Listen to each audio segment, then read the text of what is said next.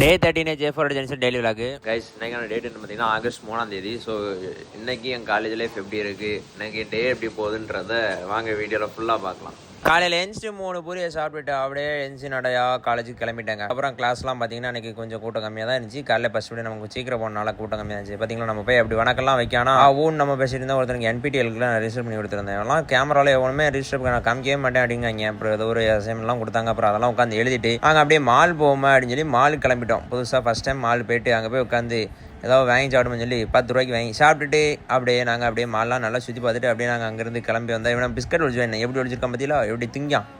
இவனெல்லாம் சாப்பிட்ற டைமில் ஒன்று கூத்து நடந்துச்சு. நீங்களே கேளுங்களேன். ஒருத்தனை ஃபோன் தொலைஞ்சிட்டு அவன் எப்படி உட்காந்து சாப்பிடுதான்னு பாருங்களாம்.